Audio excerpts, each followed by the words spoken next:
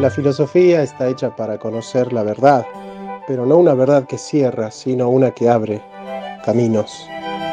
Si todos piensan lo mismo, es porque nadie está pensando. La verdad no es una cosa que se tiene, es un camino que se transita. Siempre digo que un trabajo esencial en la filosofía es la preparatio veritatis, la preparación para la verdad. Y no todos están preparados para conocer esa verdad.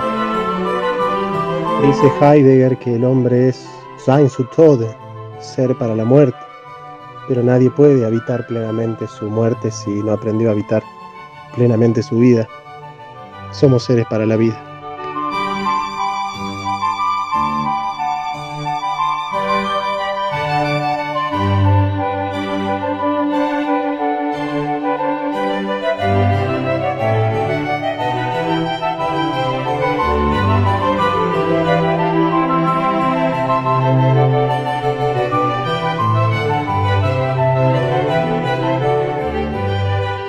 Entonces, Arturo, querido, eh, la puntualidad de Arturo.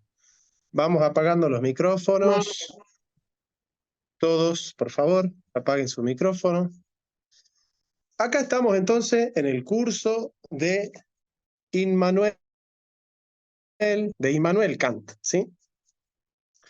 Pero antes de llegar a Kant, nosotros tenemos que tener una clase preambular, introductoria. Vamos a tratar de llegar a Kant desde un recorrido, porque efectivamente la filosofía de Kant no nace de un repollo, ¿no es cierto? Entonces es necesario entender el contexto, cuáles son los temas que están circulando en esa época, y bueno, cuáles son los filósofos con los cuales Kant interactúa. Y para eso nosotros vamos a comenzar con Aristóteles. Bien de atrás vamos a comenzar como para entender lo que se ha llamado el giro copernicano en Kant, ¿sí? Y para eso vamos a desarrollar el concepto de verdad que hay en Aristóteles. Bueno, Aristóteles es lo que llamaríamos hoy un científico. Es decir, es alguien que está interesado en conocer las cosas como son, en estudiarlas empíricamente, valora debidamente la experiencia sensible, ¿no? Como ustedes ya sabrán, la palabra sensibilidad no significa que se pone a llorar con las canciones de Cristian Castro, ¿no? Sino la sensibilidad es la capacidad de conocer a través de los sentidos alguna realidad de la experiencia humana, ¿no? Por el tacto conocemos la dureza, por el olfato el olor, por el oído el sonido, por la vista el color, por el gusto el sabor, y así, ¿no? Entonces, conocemos sensiblemente la realidad. Conocemos sensiblemente la realidad. Aristóteles valora debidamente, como le decía, la experiencia sensible, entonces él va a tratar de definir la verdad, bueno, tratando de contemplar, tratando, ¿no es cierto?, de conceptualizar esa experiencia. Y la definición de Aristóteles es que la verdad es adequatio intellectus et rei. Adequatio intellectus et rei. Es decir, adecuación del pensamiento con la cosa.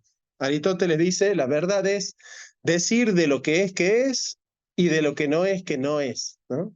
Decir de lo que es y de lo que no es. Bueno, esa comprensión de la verdad como adecuación implica lo que Aristóteles va a llamar la intencionalidad de la conciencia. Este es un abordaje de Aristóteles que está presente, obviamente, en Porfirio, un comentador de Aristóteles, pero sobre todo en Franz Brentano.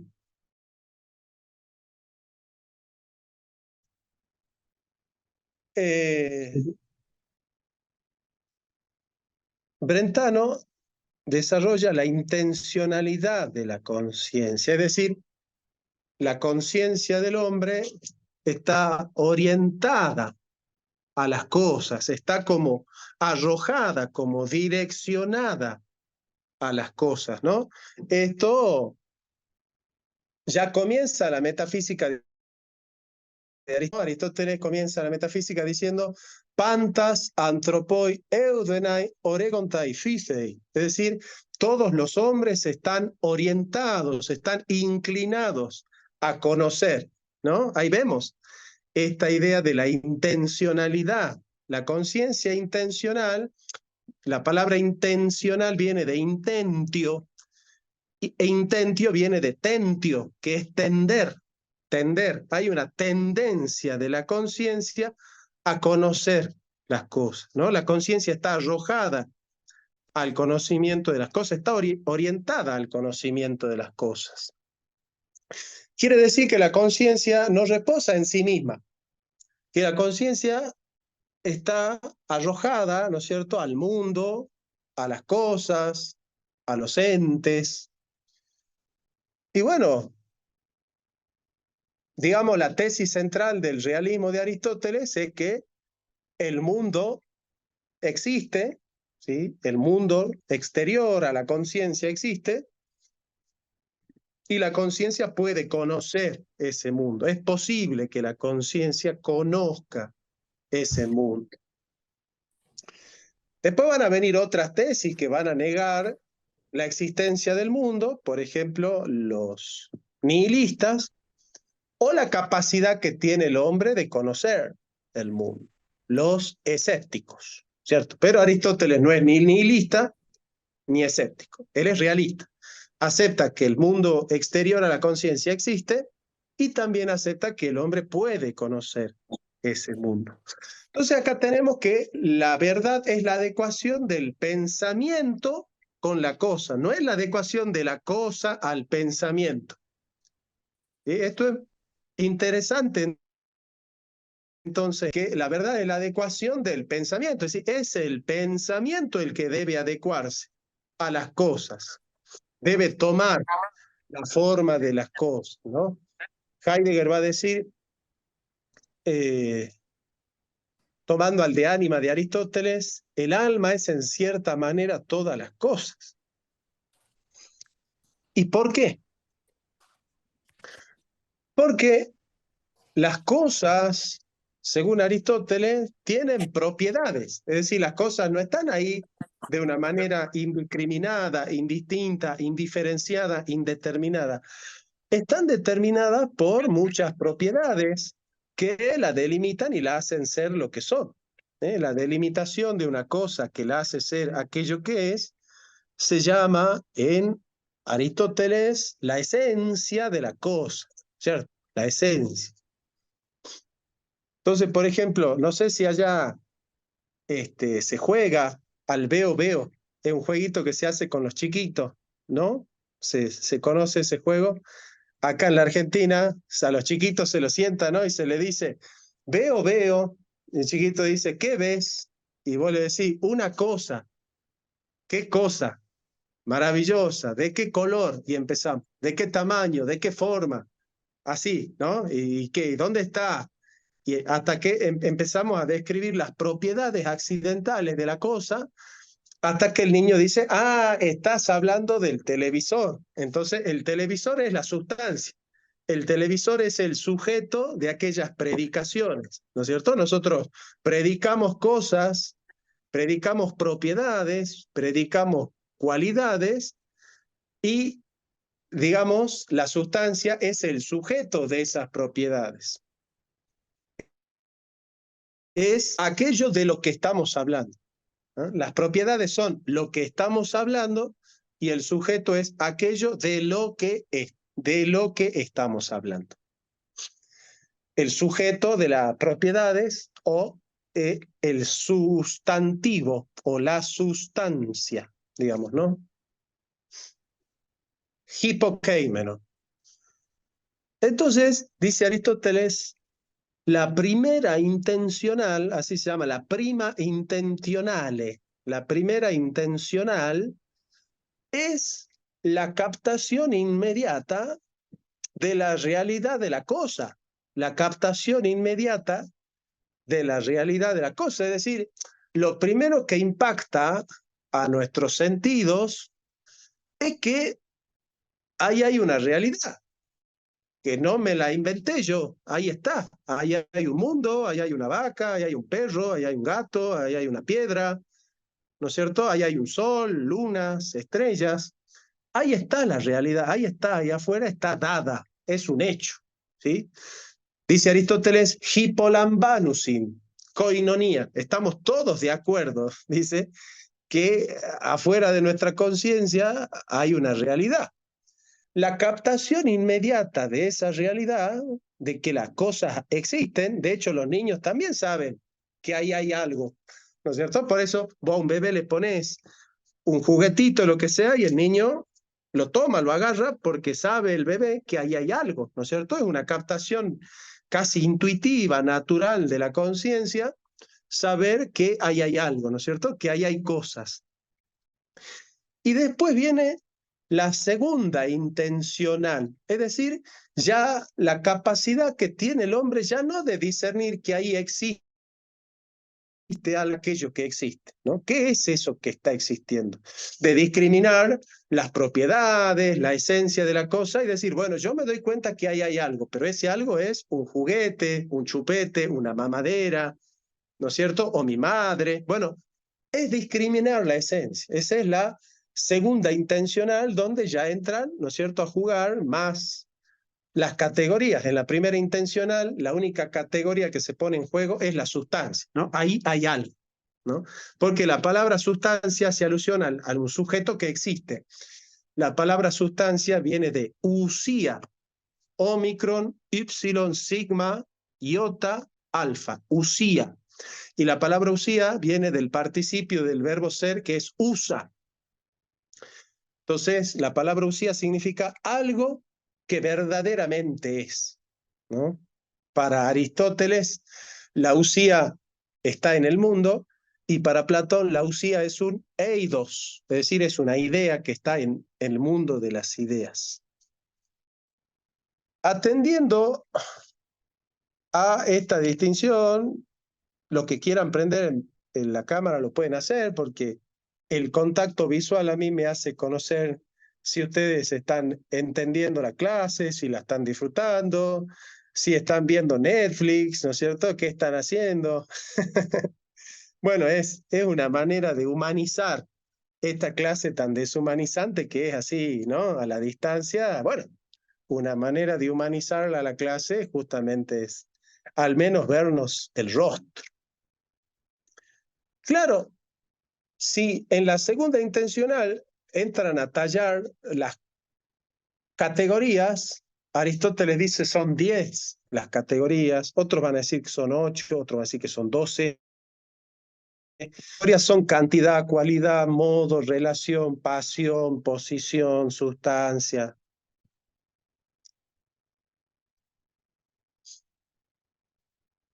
Pero como hay una intencionalidad, efectivamente, ¿de dónde es que nosotros captamos las categorías? De las cosas. Las categorías son las propiedades de las cosas. No las pone la mente en la cosa. La mente las descubre en las cosas, pero no las coloca en las cosas, a las categorías, ¿cierto? A las 10 categorías. Para los que están llegando, bueno, estamos hablando de Aristóteles, ¿no es cierto? Estamos hablando de Aristóteles. Entonces, ahí ven que hay una conexión entre la conciencia y el mundo, y en la intencionalidad, miren cómo define el conocimiento Aristóteles. Es una definición muy hermosa y muy profunda, hasta muy antropológica de conocimiento. Aristóteles dice, el conocimiento es la presencia del objeto en cuanto objeto en el sujeto. Esa es la definición de... Aristóteles da definiciones muy concretas, muy así, muy al pie, ¿no es cierto? Entonces dice, conocimiento es la presencia del objeto en cuanto objeto en el sujeto. Bueno, ustedes, si hay algún cristiano que tiene que hacer una pastoral o lo que sea, esta definición es muy buena porque si nosotros a través del conocimiento introducimos el objeto en nosotros, no la materia del objeto, pero sí la forma sustancial del objeto, abstraemos los accidentes que están en, captamos la forma sustancial a través de los sentidos, ¿no es cierto? Pero los sentidos captan fraccionariamente la realidad, no las captan unitariamente a la realidad, ¿no es cierto? Por ejemplo, ya dijimos, el tacto no puede conocer el olor, ¿no es cierto? El tacto no puede conocer el sabor. El tacto conoce la dureza, nada más. Pero el olor no puede conocer el tamaño, la extensión. El olor conoce el, el, el, el, el, el olor, o sea, el olfato conoce el olor. El oído no puede conocer el sabor, conoce el sonido. Entonces, claro, nosotros tenemos 5 propiedades distintas. Tenemos el color, el sabor, el tamaño, la textura.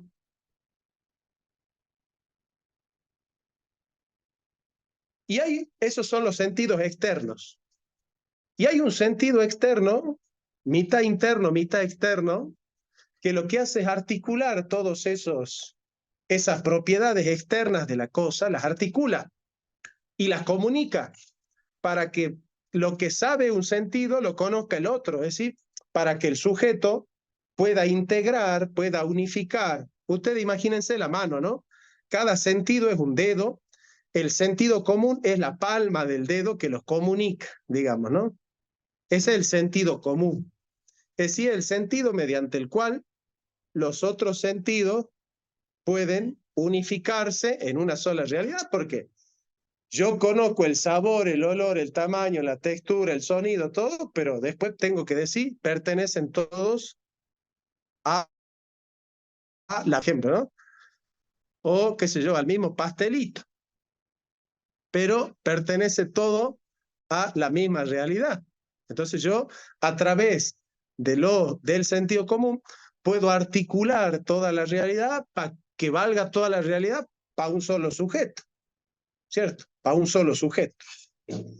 Bueno, entonces, si toda la realidad vale para un solo sujeto, el sentido común es el que articula todas las propiedades que conozco accidentales a través de los sentidos, que valen para una sola sustancia, es decir, para un solo sujeto de la predicación. Entonces, el sentido común articula todas las propiedades accidentales para que valgan para un solo sujeto. Después, el sentido interno del sentido común llega la imaginación. A través de la imaginación nosotros podemos construirnos una imagen unificada de ese objeto. Por ejemplo, yo les digo, ¿no? Yo les voy a lanzar varias propiedades accidentales, sensibles, para que ustedes capten unificadamente y se formen una imagen del sujeto.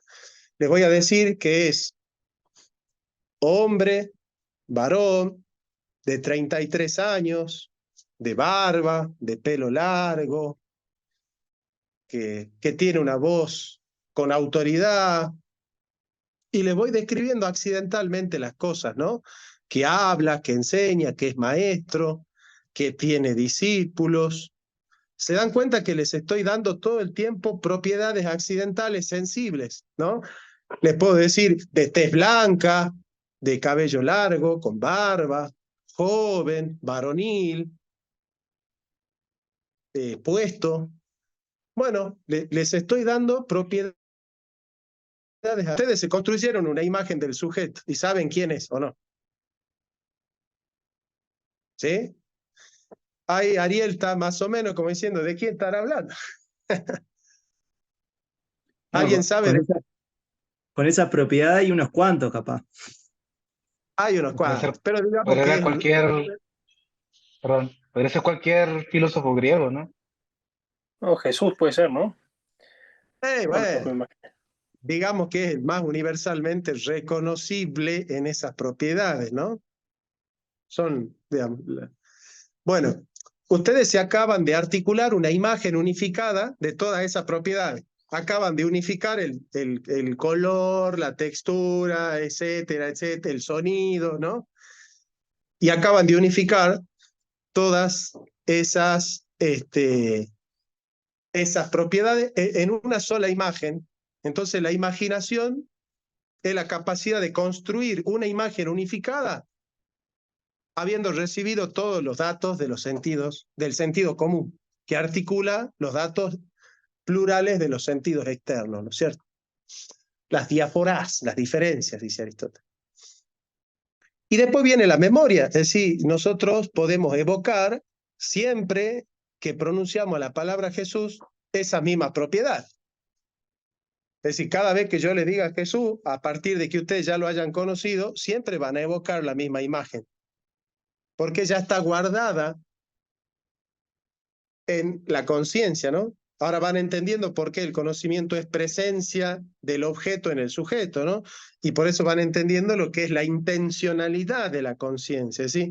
La conciencia quiere traerlo al mundo a ella misma, ¿no? Quiere hacerse parte del mundo, ¿no? Por eso el hombre tiene de meter las cosas adentro suyo a través del conocimiento, ¿no? De hecho, utiliza oregontai, orao, erotao, viene de erotismo, significa deseo de comer. Es decir, nosotros cuando queremos conocer tenemos hambre como de comer, tenemos voracidad por conocer. Los hombres desean conocer, claro. Los filósofos desean conocer los primeros principios, pero todos los hombres desean conocer. La cocinera quiere conocer la cocina, la comida, como las recetas. El futbolero quiere conocer el equipo de fútbol. El artista quiere conocer la música, la pintura. El lector quiere conocer los libros, pero queremos conocer. Es decir, todos tenemos esas ansias de conocer. El enamorado quiere conocer al amado, ¿no es cierto? Es decir, siempre hay ese deseo de conocer. Es propio del ser humano, dice Aristóteles, esa inclinación al conocimiento. Bueno, ya después de haber visto unos videos de Latini y de María Becerra, uno podría ya empezar a dudar de la teoría de Aristóteles, ¿cierto? De que los hombres desean conocer algo, ¿no? De las cosas. Y Digamos yo, que ya estaría en problema Aristóteles. ¿Ah? perdón que te interrumpa, yo creo que en principio todos tenemos eso. El problema es cuando nos contaminamos un poco de querer tener la razón, me Bueno, parece. sí, Este, no, no estoy dudando de la teoría de Aristóteles, estoy haciendo una humorada, digamos, pero no, no, yo claramente, digo, en principio sí. todos, pero después, bueno. Lo que pasa es que a lo que nosotros nos detiene es creer que sabemos. Cuando una persona cree que sabe, ya está, ya no va a investigar, ya no va a querer conocer, no va a seguir pensando. Ese es el gran problema que tiene el religioso, como su religión le enseña que ya está, que él ya sabe qué es el mundo, el origen del mundo, la esencia de las cosas, qué es el hombre, el sentido de la vida. Como al religioso en general se le enseña que él ya sabe, que ya está, que ya la tiene a la verdad, que ya la conoce, como que muchas veces tiende a dejar de filosofar, a dejar de preguntarse, de indagar, de cuestionar, de criticar, digamos, ¿no? Entonces es muy difícil porque la verdad en la filosofía aparece al final, en cambio en la religión aparece al principio, ¿sí? Entonces, muchas veces al religioso se le obstaculiza el tener un espíritu filosófico, el tener un espíritu de indagar. No, entonces está hablando mal de Jesús, de la Biblia, entonces ya no sirve y entonces ya se bloquean y dejan de pensar y de indagar. Es una tentación, no estoy diciendo que todos los religiosos sean así, pero es una tentación el ser así, ¿no? Parecería que hay que sortear ese obstáculo para ser creyente y también filósofo. Y también filósofo. Entonces, después de la memoria, que es, digamos, la capacidad de evocar esa imagen constantemente, ¿no es cierto?, de tenerla ahí en el registro de la conciencia, dispuesta para ser evocada, bueno, ahí aparece lo que se llama la cogitativa. ¿Sí? La cogitativa articula esa imagen para generar una potencia intelectiva, ¿no? La cogitativa. Capta, digamos, toda esa imagen y la deja dispuesta para que el entendimiento agente pueda de esa imagen sensible, porque si ustedes, yo les digo Jesús, lo primero que se imaginan es el hombre de la película, ¿no? Qué sé yo, David Powell, ¿no? ¿Cómo se llamaba el actor? Powell era el apellido, pero no me acuerdo el nombre, ¿no? Del, del, del actor que nosotros evocamos siempre cuando pensamos en Jesús, ¿no? Y, digamos, lo que hace el entendimiento agente es tomar de la cogitativa esa imagen que ya se está desmaterializando y construir ya una noción desmaterializada, una noción conceptual abstracta ya no material. Entonces dice, el Señor Jesucristo, el Hijo de Dios, la segunda persona de la Trinidad encarnada. Eso ya es un concepto. Ese concepto ya lo crea el entendimiento agente. El entendimiento agente, ¿cierto? Pero ven todo el proceso, ven cómo Robert Powell, ahí está, Robert Powell, ¿cierto? Acá en Argentina nosotros podemos decir Batistuta, así, ¿no? No sé si se acuerdan que le pidieron al Bati que haga de la película de Jesús, ¿no? Lo llamaron para ser actor de la película de Jesús. No sé si lo conocen a Batistuta, el 9 de la selección argentina durante mucho tiempo. Entonces, esa capacidad que tiene el entendimiento agente, que es nous horistos, es decir, es el entendimiento separado de la materialidad, toma la imagen sensible y construye una noción inteligible, abstracta, universal. El Señor de los cristianos, el Dios de los cristianos, el león de la tribu de Judá, ¿no es cierto? El del linaje de David. Así, el hijo de María. Bueno, son nociones. El Dios de los cristianos. Bueno, como verán, el proceso va de las propiedades de las cosas que afectan a nuestros sentidos, de los sentidos externos al sentido común, del sentido común a la imaginación, de la imaginación a la memoria, de la memoria a la cogitativa y de la cogitativa al entendimiento agente. O sea que el camino de Aristóteles es de lo más objetivo a lo más subjetivo, de aquello que gira en torno a las propiedades del objeto hacia aquello que gira en torno a las capacidades del sujeto. ¿Se dan cuenta?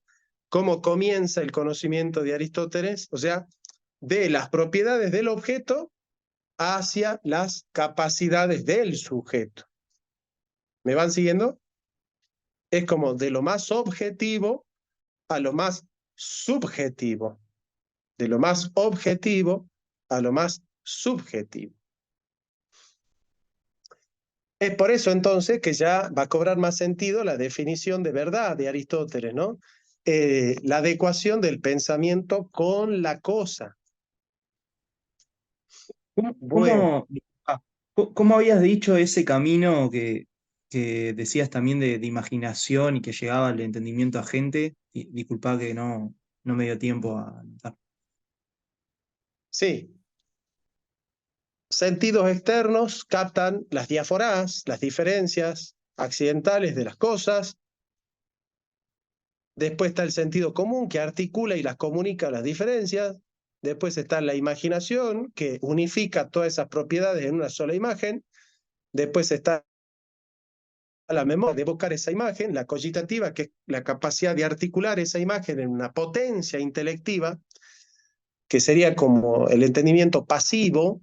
Luego está el entendimiento agente, que es el que construye el concepto universal a través de esa imagen sensible, la desmaterializa, le quita todos los accidentes para que quede solo la forma pura, ¿no es cierto? La forma pura. Por ejemplo, si yo digo barbudo, narigón, barrigón, viejo, ateniense, que se la pasa en la plaza molestando a la gente, haciendo preguntas y respuestas, retórica, que es odiado por los padres porque les quita el amor de los chicos y habla en contra de los dioses griegos, y es barrigón y panzón, y Nietzsche dice que era feo. ¿De quién estoy hablando? Sócrates, ¿no? De Sócrates, ¿no es cierto? Bien, ahora, esa imagen que ustedes se construyeron de Sócrates es una imagen sensible. Ahora, si yo les digo, es el Cristo de la filosofía, esa ya es una imagen inteligible, ¿no es cierto? Es un concepto, es una noción abstracta de esa imagen concreta, ¿no es cierto? Bueno, la imagen que se construyeron del barrigón, del gordo, peladito, así viejito, con bastón y con la manta, una túnica blanca, esa es construcción de la imaginación. Pero ya cuando yo les digo el Cristo de la filosofía, el Cristo de los griegos, el que dio la vida por la filosofía, ahí estoy utilizando el entendimiento agente. Ya está desmaterializado. Ya no estoy evocando cualidades sensibles, accidentales, sino que ya he construido una noción general. Y propiamente el entendimiento, ¿no? Sócrates es animal, racional y político. O como diría Platón, un animal bípedo implume. Así define al hombre Platón, ¿no? Animal bípedo implume. Porque el único animal bípedo es plume, que es la gallina, el gallo. Sí, el ganso, los cisnes, ¿no? Son bípedos, pero plumes. Los cuadrúpedos son implumes. Y el hombre es el único bípedo implume, dice Platón, ¿no? Bueno. Por eso Diógenes agarró un pollo, lo peló, lo agarró de la pata y lo tiró por la academia, ¿no? Y dijo, eche homo, aquí al hombre, ¿no? Para burlarse de Platón. Bueno, cuentan que el pollo varias veces voló así por las clases de Platón, ¿no? Diógenes era así, le gustaba jugar muchas bromas. Qué interesante hubiese sido vivir en esa Grecia, ¿no? Donde pasaban tantas cosas así. Y obviamente el pensamiento cristiano, cuando en los albores de la predicación de Jesucristo y de sus apóstoles, se expande por todo el mundo mediterráneo, obviamente que el cristianismo se ve enfrentado con la filosofía. Se ve enfrentado con que todas las verdades que intenta predicar el cristianismo sobre el sentido de la vida, el origen del universo, el destino de los hombres, el deber moral, el valor de la dignidad humana, y todos esos temas ya eran temas de la filosofía, ya estaban en la agenda de los filósofos, ¿sí? Claro, los mitos griegos también, digamos, el Oriente, de Occidente, también tocaban esas cuestiones. Pero, ¿cuál ha sido la ventaja del cristianismo y de la filosofía? Que se dieron cuenta que la naturaleza no son los dioses, que la luna no es una diosa, que el sol no es una diosa, que son cosas. Para los Interrumpo griegos, brevemente para comentar que ya va a terminar esta sesión, entonces para arrancar la que sigue. continuamos entonces. Eso. Bueno, San Agustín en su libro De Vera Religione, sobre la verdadera religión, San Agustín dice, nosotros le encontramos valor a la filosofía. Sabemos que la filosofía es valiosa, pero no los mitos. Nosotros no nos interesa a nosotros interactuar con los mitos, dice San Agustín. Porque antropomorfizan mucho a los dioses, son absurdos, no son morales, porque los dioses griegos son insaciables, iracundos, lujuriosos, no son un ejemplo, ¿no es cierto? Los dioses griegos no son un ejemplo de vida, no son una inspiración para los hombres y no son compatibles con el cristianismo. No son compatibles con el cristianismo, ¿no es cierto? Esto es para algunos protestantes que dicen que, bueno, que los primeros cristianos querían ver en María a la diosa madre de los efesios, y a Isis, y a Horus, y a mezclar con los mitos. Los padres de la iglesia eran bien conscientes de que no era su deseo interactuar con los mitos, ¿no es cierto? Era ya una decisión tomada y son muy pocos padres de la iglesia que interactúan con los mitos, ¿no? La mayoría de ellos toma una distancia muy grande y el más grande de todos, San Agustín, dice, nosotros con los mitos no tenemos nada que ver. Nosotros solo queremos interactuar con la filosofía. Es la filosofía, y sobre todo la filosofía platónica, que tiene tres grandes etapas. La academia, que es la filosofía de Platón, cuando estaba vivo. Después está una cierta etapa escéptica, donde se asocia la figura de Platón con la retórica, con los sofistas, que va de la muerte de Platón hasta el año 350 después de Cristo. Y después viene una etapa que se llama neoplatónica, que es inaugurada por dos grandes pensadores que son Proclo y Plotino. Bueno, propiamente San Agustín es un neoplatónico. De hecho, los padres de la iglesia conocían a Aristóteles, ¿no? O sea, no vayan a creer ustedes que el primero que conoció a Aristóteles es San Ambrosio, ¿no es cierto? Perdón, San Alberto Magno. San Alberto Magno. No, no. Lo que pasa es que se conocía la lógica de Aristóteles, la retórica. Por una extraña razón no se conocía la metafísica de Aristóteles, salvo.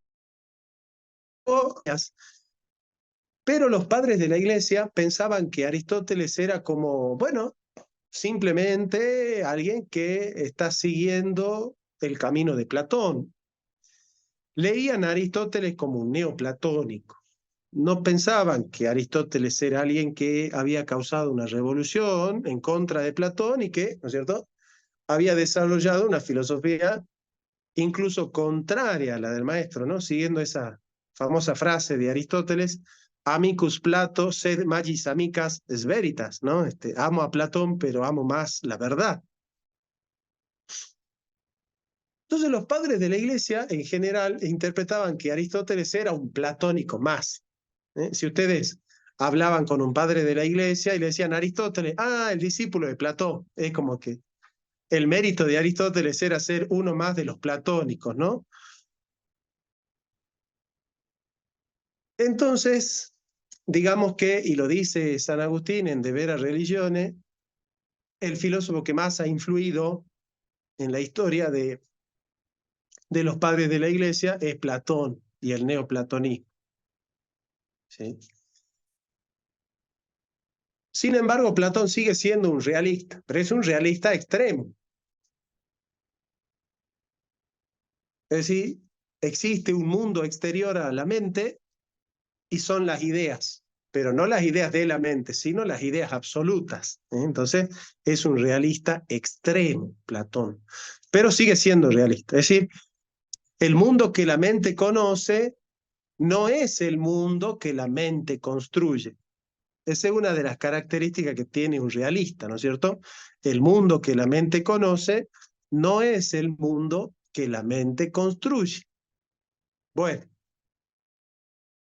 Y así, bueno, se dan los grandes filósofos medievales, ¿no es cierto? Scoto Eriúgena, San Anselmo, San Alberto. Bueno, hay un montón. Y obviamente que se redescubre Aristóteles con los averroístas latinos, aquellos árabes que han conservado la metafísica de Aristóteles, sobre todo Averroes, que es el gran comentador. Cuando ustedes vean que Santo Tomás dice el comentador, está hablando de Averroes, que se dice que se memorizó entera la metafísica, se la sabía de memoria.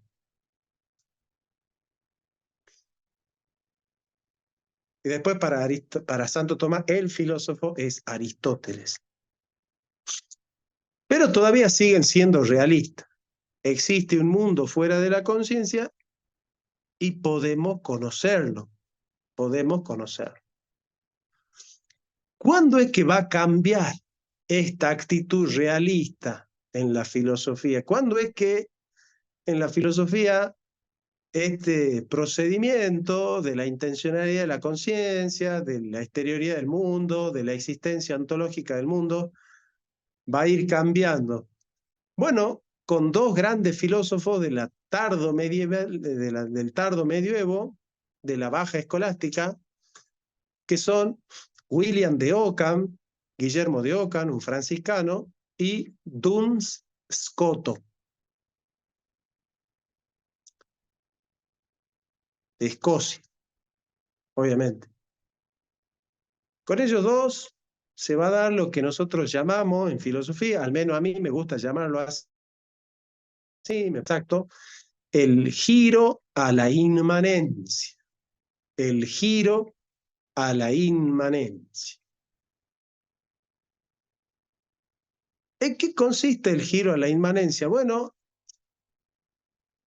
Scoto dice, no es que las cosas son queridas por la voluntad porque son buenas. No es que la voluntad está abierta a algo que es bueno y que la trasciende, sino que las cosas son buenas porque son queridas. No dice volitum quia bonum, dice bonum quia volitum. Es decir, las cosas no son queridas porque son buenas, sino que son buenas porque son queridas. Y lo contrario, ¿no es cierto? También, ¿no? Las cosas no están prohibidas porque son malas, sino que son malas porque están prohibidas, ¿no? Dice, mala quia prohibita, no prohibita quia mala. Entonces, ¿dónde está la bondad? ¿En Scoto, en las cosas o en la voluntad del que las decide? En la voluntad, ¿cierto? Entonces, si las cosas son buenas porque son queridas, entonces no es necesario que la voluntad salga de sí misma para elicitarse en función de la posesión de un bien trascendente a la propia voluntad, sino que la voluntad se elicita a sí misma en función de su propia facultad, ¿cierto? Lo que se llama la voluntas ut facultas. Ahora, ¿me entienden que hay un giro a la conciencia? Porque ya la voluntad no tiene que salir de sí misma, sino que solipsistamente, encerrada en sí misma, puede descubrir el bien que ella misma crea queriendo, ¿cierto? Bueno, entonces al bien la voluntad no lo descubre, sino que lo crea, digamos, ¿no? Esta tesis se llama en filosofía y en antropología y en ética y en derecho el voluntarismo de Scoto. La tesis de Santo Tomás es distinta, es decir, la voluntad está hecha para querer un bien trascendente a la propia voluntad, es decir, se completa en la posesión de un bien que ella misma no crea, que la trasciende, ¿cierto? Esa es la tesis cognitivista o intelectualista de Santo Tomás. Y bueno, este es el giro a la inmanencia por vía de la voluntad, ¿se dan cuenta? Este es el giro a la inmanencia por la voluntad. Pero también tenemos un giro a la inmanencia por la inteligencia. ¿Quién es el filósofo que realiza el giro a la inmanencia por la inteligencia? Los racionalistas. Sí, pero ahora estamos en la Baja Edad Media todavía. Guillermo de Ockham. Claro, Guillermo de Ockham es... Guillermo de Ockham es el filósofo que va a teorizar, que va a conceptualizar el giro a la inmanencia a través del entendimiento. Entonces, van a hacer el paralelo y van a descubrir solitos ustedes, ¿no? Si para Ockham, si para Escoto, la voluntad no tiene que abrirse a un bien que la trasciende para elicitarse a sí misma. Para Ockham, el intelecto debe salir de sí mismo en busca de un universal que él no ha creado, o tiene que encerrarse en sí mismo y crear el universal que ha de conocer. Entonces, si estamos hablando del giro a la inmanencia, claramente en el comentario a la sentencia de Pedro Lombardo, Ockham dice: no hay universal fuera de la mente, tanto objetiva como subjetivamente, siempre que el intelecto conoce, es una creación de la mente. El universal es una creación de la mente. Bueno, ¿qué es el universal? El conjunto de quididades o de propiedades que tiene una cosa. Es la noción universal de una cosa. Por ejemplo, yo acá veo a Douglas, a Andrés, a Teo, a Eric, a Andrés, a Pro, bueno, que son los únicos que tienen prendida la cámara, ¿no? Yo los veo a todos ellos y yo veo diáforas, veo diferencias, veo uno más morocho, el otro más blanquito, uno con más pelo, el otro con menos pelo, uno con bigote, el otro con barba, el otro afeitado, uno con anteojo, el otro sin anteojo, uno más gordito, el otro más flaquito, uno más alto, el otro más... Veo diferencias, ¿no es cierto? O sea, solo veo individuos. Ahora, capto el concepto de humanidad, que es el universal que nos engloba a todos nosotros, el concepto de humanidad. Aristóteles dice por abstracción. Yo capto las diferencias por, ya conocen la teoría de Aristóteles, ¿no? Por la sensibilidad, capto las diferencias de los accidentes que trae la materia. Bueno, ahí está, ¿no? El sentido común, la imaginación, la memoria, la cogitativa, el entendimiento pasivo, el entendimiento agente, bla, bla, bla, bla, bla, bla.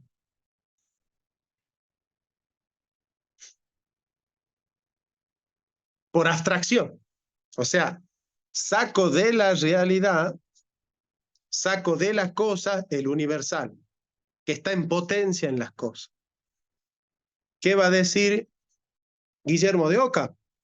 Yo solo veo las diferencias y construyo el universal para conocerlas. Mi mente crea el universal hombre. El entendimiento agente no crea el universal. Lo que hace es desmaterializarlo, pero no lo crea. ¿Se entiende?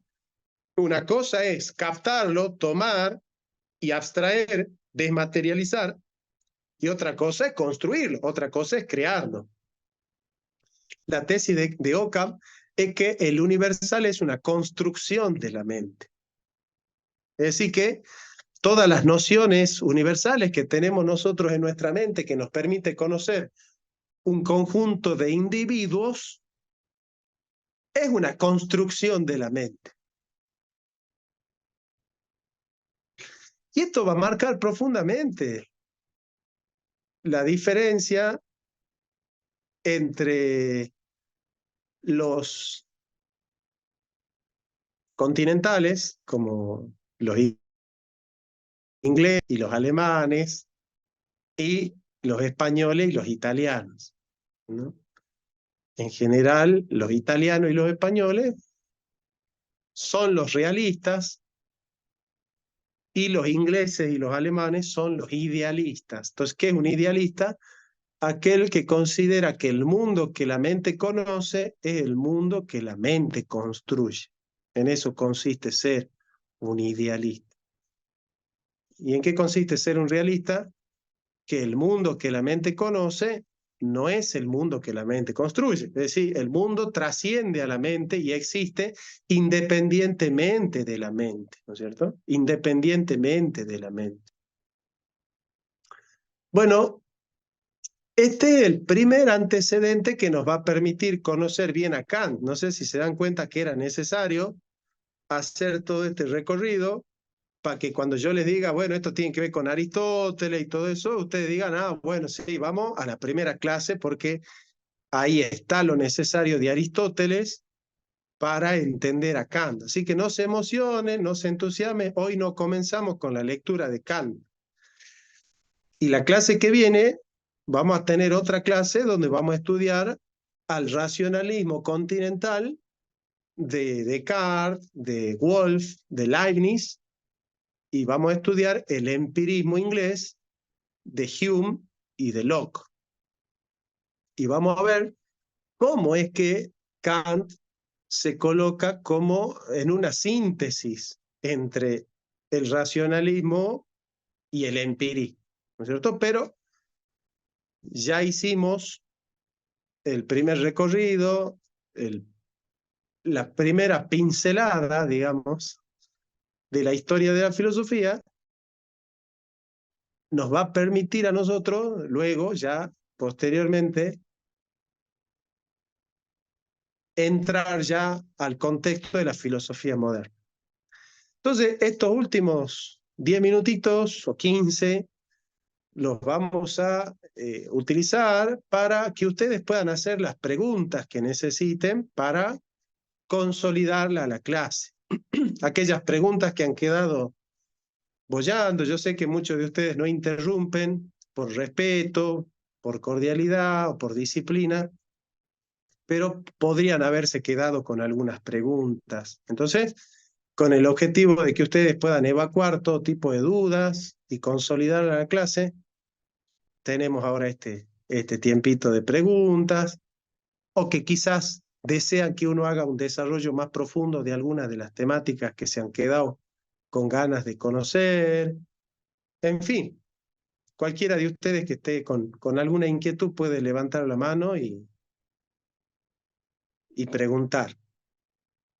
Incluso vos, querido Arturo, ¿no? Que siempre sos tan inquieto ahí para preguntar, que siempre tenés algo para decir. Pues Hola.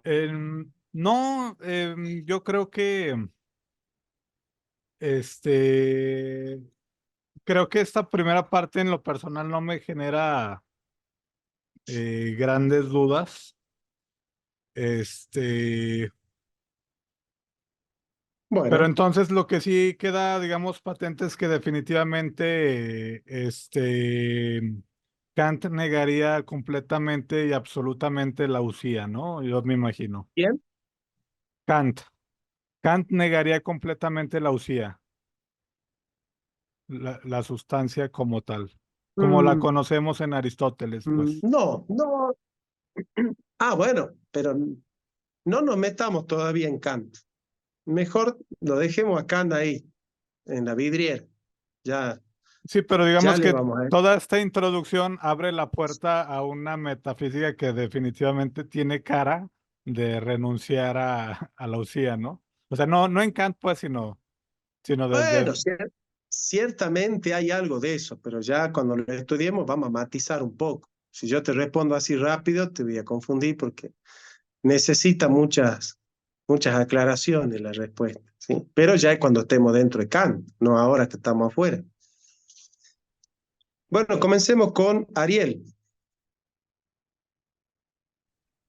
Disculpen lo que habían levantado la mano antes que yo. Este, No, de lo que pregunta Arturo, sí, yo también tengo una serie de preguntas, pero que prefiero en realidad en un futuro al avanzar con el autor. Este, y bueno, en cuanto a lo que dijo Arturo, yo no lo interpreto así, pero bueno, yo creo que es más una mala interpretación.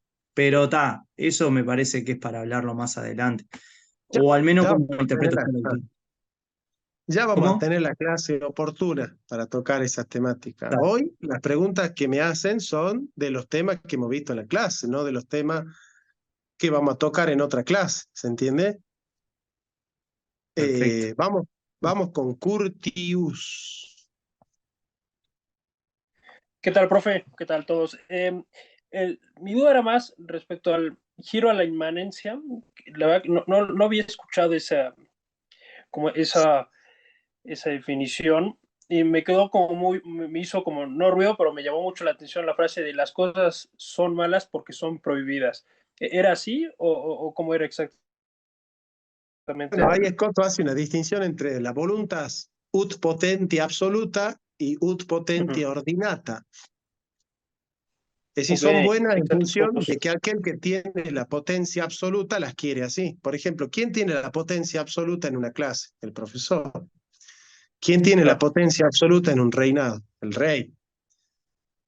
Entonces, si el rey dice, ha de celebrarse una fiesta el viernes, es bueno que se celebre. ¿Por qué? Porque el rey quiere. Y si el rey dice, no se canta los viernes, es malo cantar los viernes. ¿Por qué? Porque el rey lo prohíbe. claro, Él tiene la potencia absoluta en la voluntad. claro, pero eh, pueden ser también, o sea, puede haber cosas buenas que no son prohibidas, ¿no? En ese sentido. O mejor dicho, eh, las cosas son malas porque son prohibidas. Puede haber cosas, bueno, ahora lo pienso mejor, perdón, enseguida como que lo razono mejor, pero No, no sé, me o sea, llamó como la atención. siempre que algo es malo es porque es prohibido. Y siempre que algo es bueno es porque es querido. Si no es ni querido ni prohibido, no tiene característica moral. Ok, buenísimo, excelente. Eso. Gracias. Pero todo depende de la voluntad del que tiene el poder, digamos, ¿no? Eric. ¿Qué tal? Pues increíble la clase. A ver si no empiezo a decir sandeces con las dudas que tengo. Yo lo que me quedó duda fue en cuanto a como estabas comentando, de la construcción de la imaginación contra el entendimiento agente. Entonces, ¿cómo se adquiere esas dos? O sea, por medio de la experiencia del objeto, es la única manera de que podamos entender estas dos construcciones. Bueno, los primeros principios de la lógica no son abstraídos. No los crea, los descubre la mente sin la experiencia. El todo es mayor que la parte. Vos no necesitas ni el color, ni el olor, ni la textura, ni nada para darte cuenta que el todo es mayor que la parte o que la causa es anterior al efecto, ¿no es cierto? Pero yo conozco las cualidades sensibles por los sentidos y las inteligibles por el entendimiento ajeno.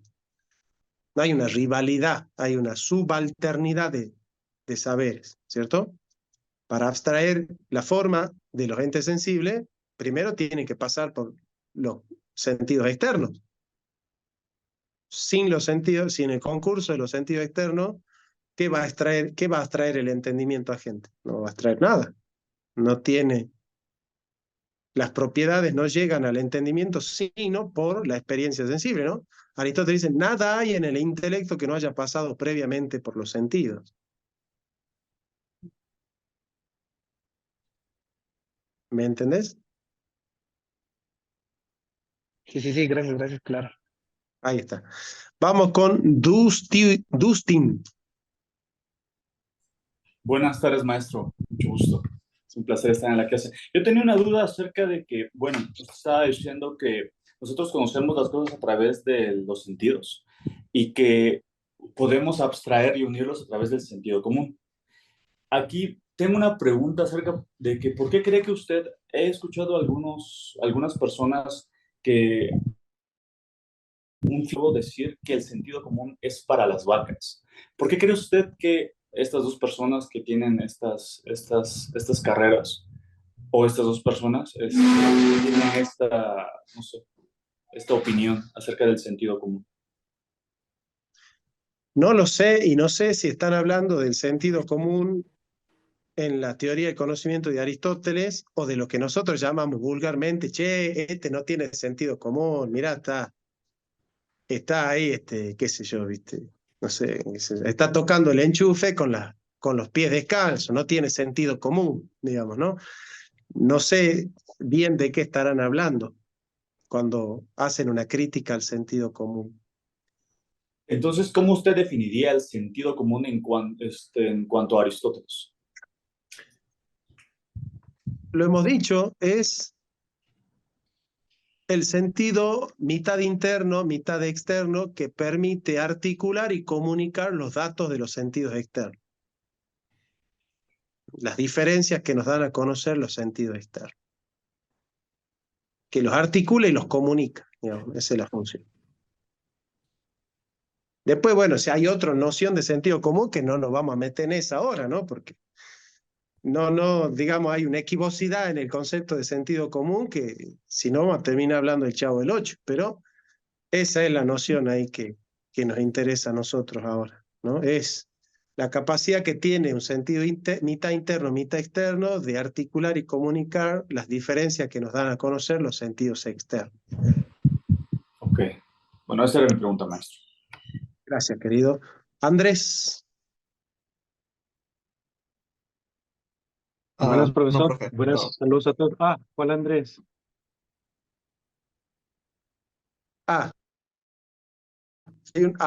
Andrés García, pero Andrés García, ¿vos también levantaste la mano? No, pero me dijeron Andrés y yo quería Bueno, me está confundí. bien. Acá tenemos otro Andrés. Dale, vamos con Serna. Buenas, profe. Buenas, saludos a todos. Ahora que usted estaba hablando sobre el proceso del conocimiento, hay una frase que usted sintetizó muy bien, pero no alcancé a notarla, que dice, el conocimiento parte desde las propiedades del objeto a algo del sujeto, pero no alcancé A las capacidades cognitivas del sujeto. capacidades cognitivas. Excelente. Muchas gracias. Ahí está. Bueno, Andrés, vamos con Daniel.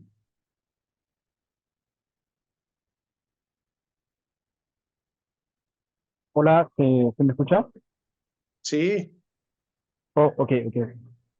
Yo tengo una duda acerca de la clase. eh, y precisamente porque usted definió o hizo la diferencia tanto del giro de la inmanencia por medio de la inteligencia y otro por medio de la voluntad. Y usted habló del voluntarismo. Mi duda es esta. A la hora de interpretar las personas, los objetos, las situaciones en la vida, no adecuamos las cosas a veces al voluntarismo o a veces al realismo. Es que sé que me he sacado de onda esta pregunta, pero me puse a preguntar, pero parece que las ciertamente. razones, sí, porque parece que las razones que dieron Guillermo de Ockham y Duns Scoto no están fuera de razón como tal, ¿no? Sino que son apreciaciones de acuerdo al tipo de conocimiento. Lo que pasa es que ya son distinciones de la psicología moderna, pero no es una tema ontológico, sino psicológico. Por ejemplo, yo siempre le pregunto a mis alumnos, ¿no? ¿Tu novia es linda porque te gusta o te gusta porque es linda? Y ahí cambia todo, ¿no es cierto? Porque hay una que me ha dicho una vez, una alumna me ha dicho, no, este que está acá es lindo porque a mí me gusta. Si a mí no me gustara sería horrible, dice, ¿no?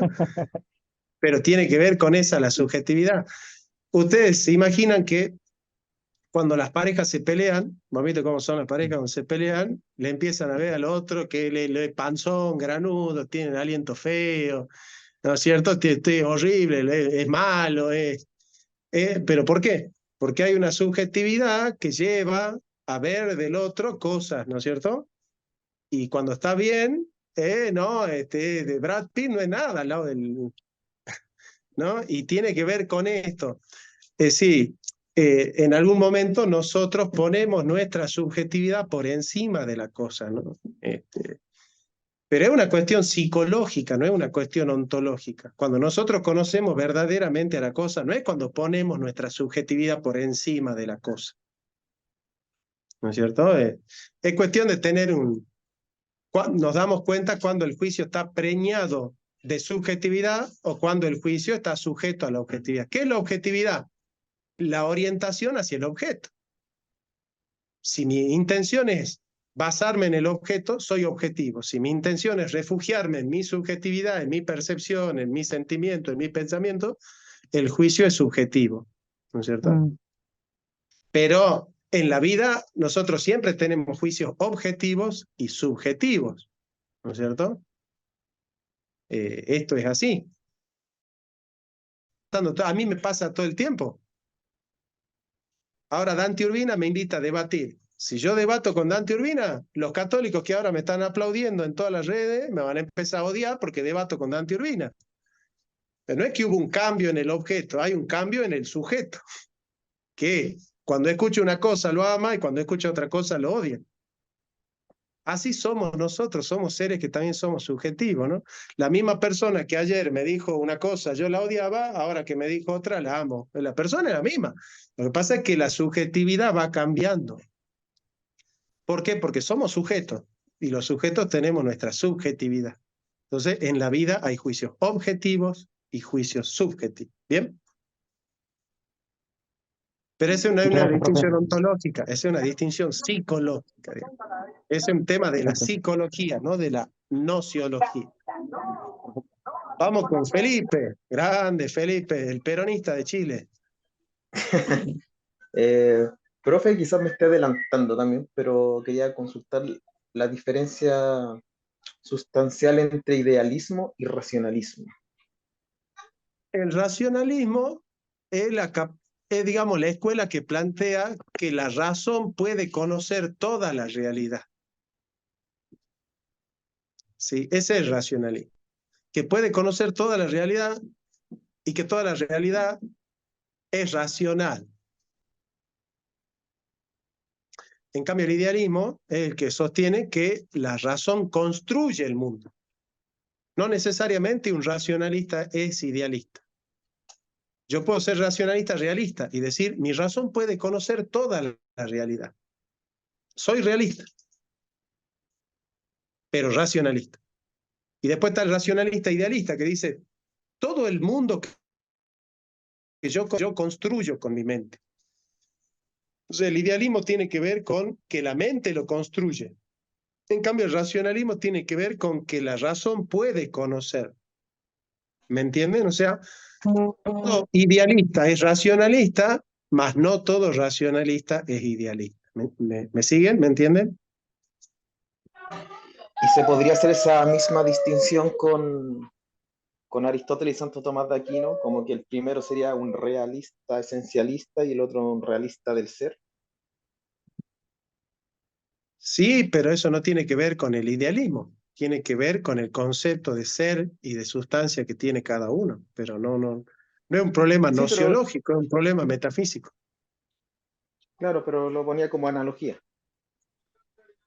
Sí, pero la analogía de idealismo y racionalismo es nociología. Y esto que me está diciendo vos es metafísica. ¿Me entendés? Entiendo. Entonces, las nociones nociológicas y las metafísicas son diferentes. Ustedes siempre se van a dar cuenta, como alumnos míos, que hay que ubicar siempre epistémicamente la cuestión. Si nosotros no sabemos ubicar epistémicamente el tema del que estamos hablando, vamos a pedalear en el aire siempre, que es el problema que tienen todos, ¿no? Es el problema que tienen todos. Yo, por ejemplo, una vez hice una tesis de fenomenología de la religión y viene un apologista católico y me responde con la Biblia. no se ubica epistémicamente la cuestión. Cuando ustedes no sepan ubicar epistémicamente una cuestión, están fritos, por más que sean expertos en griego. Me tocó debatir con un especialista en griego que me decía que la Theotokos no está en la Biblia. Pero no, pues si no es un planteo de la Biblia, se preguntó la Theotokos, ni la unión hipostática. No es una cuestión bíblica, es una cuestión teológica. Entonces, si no sabemos ubicar epistémicamente las cuestiones, por más que vos sepas griego y estudies 30 años griego, no vas a entender un pomo de la Biblia. Porque no sabe qué clase de libro es. Ustedes ganan mucho sabiendo ubicar epistémicamente la cuestión. Vamos con Andrés. Profe, mi pregunta es sobre el racionalismo. El racionalista afirma que todo lo real es racional. Mi pregunta sería, ¿qué parcela de la realidad no es susceptible de ser captada por la razón? Y bueno, lo que pasa es que en la vida no hay solo cuestiones racionales. Pascal dice, el corazón tiene razones que la razón no entiende, dice, ¿no? Entonces hay muchas cosas que nosotros no vamos a entender nunca, que son un misterio de la vida. Y la humildad del hombre consiste en darse cuenta que hay cosas que nunca vamos a entender y aceptarlas y vivirlas sabiendo que no vamos a entender todo. De hecho, de Dios es más lo que no sabemos que lo que sabemos. Y nadie va a querer adorar a Dios cuando conozca perfectamente quién es Él. Porque no va a poder nunca adorar a Dios entonces, ¿no? Entonces, es necesario saber que en la vida hay enigmas, hay misterios, y bueno, tener la humildad suficiente para transitar con esos misterios, ¿no es cierto? Forma parte de curarse también de esa ansia de querer saberlo todo. Yo me acuerdo cuando era chango, cuando era chico, definía la filosofía. Yo decía, filosofía es el arte por el cual se sustituye la necesidad de tenerlo todo por leerlo todo. ¿No? Queda un Y minuto. ya terminamos la clase, ¿sí? Así que bueno, gente querida, ha sido un gusto la primera clase. El domingo que viene vamos a estudiar Hume, el empirismo de Hume, y vamos a estudiar el racionalismo de Descartes, de Wolff, de Leibniz, de Baumgarten, pero sobre todo de Descartes, Wolff y Leibniz, ¿sí? Y el empirismo de Hume y de Locke. Y un poco de Thomas Hobbes. Y ya con eso ya tenemos el panorama continental entero para entrar a Kant y ya que tenga sentido estudiar a Kant, ¿no? Pero bueno, había que hacer este preámbulo porque por ahí uno habla de Kant y dice, bueno, no, pero esto es para sintetizar la experiencia de Hume. Así, ¿quién es Hume? Entonces, hay que enseñar esto, ¿eh? Así que bueno, ha sido un gusto tenerlos y nos vemos el domingo que viene, si Dios quiere, ¿eh? Gracias, maestro. Hasta luego. Gracias, profe.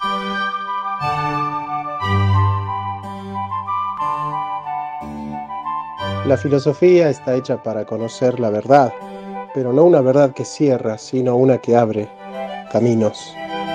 Si todos piensan lo mismo, es porque nadie está pensando. La verdad no es una cosa que se tiene, es un camino que se transita. Siempre digo que un trabajo esencial en la filosofía es la preparatio veritatis, la preparación para la verdad. Y no todos están preparados para conocer esa verdad.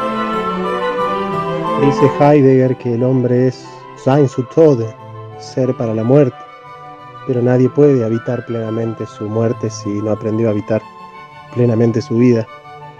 Somos seres para la vida.